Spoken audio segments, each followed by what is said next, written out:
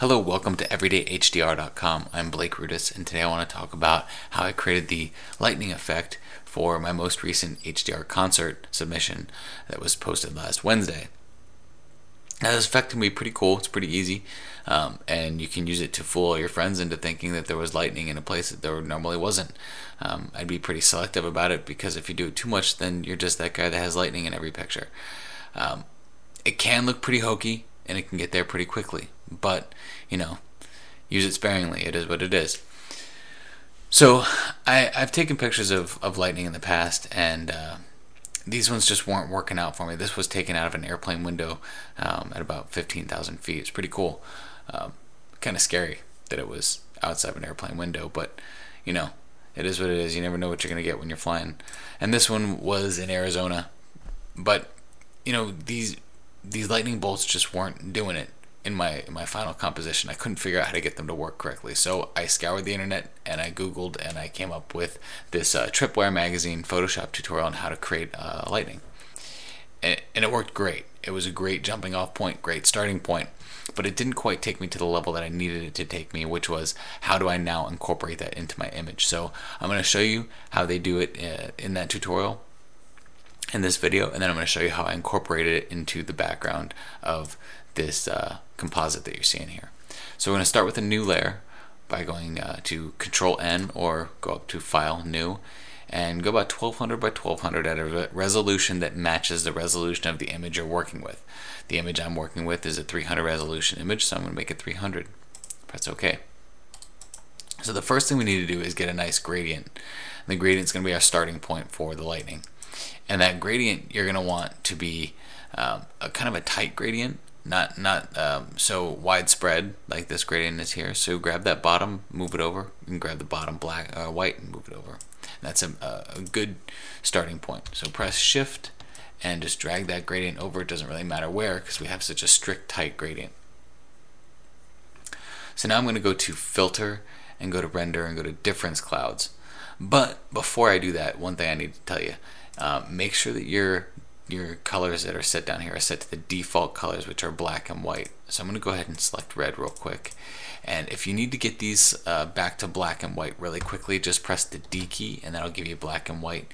If you don't do this when you rendered the difference clouds, it's going to render the difference clouds for the colors that you have selected. So if you have a red and white selected, it's going to be a red and white difference cloud. We don't want that. We want black and white. So go to Filter, Render, and go to Difference Clouds, and you see our lightning bolts already starting to form. It's that black beam going down the middle.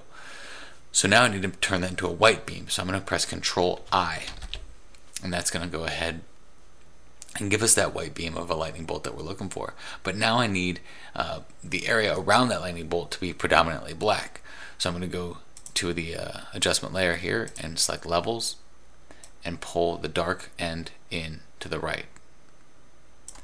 And I'm going to keep going until I get about right there. And the gray tones, you can also move those over a little bit to reduce the haze around the lightning bolt, but you don't want to reduce it so much that you don't have a lightning bolt anymore. You still want something to kind of grab onto there, because when lightning strikes like that, you capture it in a photo, you do see a haze around it, if you saw that in the last photos that we had there. So now what I want to do is make a color overlay so that this haze that's around this lightning bolt has a similar color to the haze of the clouds that it's coming from. Notice when I made my new layer, I moved it over so that I could see the background that I want to put this on. I'm going to select the adjustment layer and go to Solid Color. Now I want to grab a color that's very similar to one of the brighter tones in the cloud that I have here, so I'm going to select it from this area. Press OK. Now change that to Overlay. And now we've got that color from our clouds overlaid into the background here. It looks great. So now I'm going to press Control, Shift, Alt, and E. That's Option, Command, and Shift, and E for you Mac people. And that's going to be basically what's called a stamp. Everything that happened below this stamp is now right here on this layer. If I go ahead and deselect these, I can't see that anything changed. But if I deselect this one, oh look, all of them changed, because this is everything that happened below it. So I'm going to press the V key. Usually the V key, there we go. Press the V key and move that over, which is move. You can also select the move tool. I like to use hotkeys though, sometimes when they work. So I'm just going to place that right on top. And you notice the black bars around it. You could spend a lot of time using masks to try and get rid of that, but the best thing that's going to get you there is go to the blending options and change that to light, and that's going to make anything black in an image disappear, just completely drop out and show what's underneath it, behind it. That black still exists on this image, it's just not being shown. So that's a great way to get rid of all the black. So now what we need to do is make a mask and make it look like it's coming from these clouds up here. So I'm going to click on the mask tool, press B for brush, and I'm going to make a nice soft edge brush and just kind of brush this away here and brush it away here on the rod that it's striking. The little lightning rods that we've created there. So now what I want to do is make it look like this lightning bolt is coming from these clouds. So I'm going to make a new layer and press Shift F5 to fill this with 50% gray. Now I'm going to choose overlay, and I'm going to select my dodge tool. My dodge tool is on a 50% overlay layer, will burn or dodge or burn, whichever one you have selected, that area selectively without damaging everything below it. So you don't have to make a stamp, you don't have to damage your background layer. All of your dodging and burning will be done on this 50% gray layer.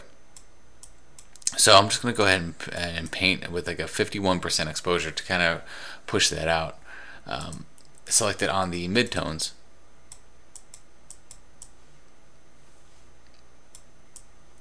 And that'll kind of make it appear as if that lightning is affecting its background. Without it, it's just a beam of light. Now it looks like it's coming from somewhere and it's going somewhere else. So I like what we've got there so far. So now what I need to do is create another new layer and make this layer appear as if sparks are coming off of the lightning rod here. And in Photoshop CS6 there's some nice brushes in here for that. You can make one yourself, or you can just go to one of these brushes, and that's exactly what I did. We're going to need a bigger brush size though.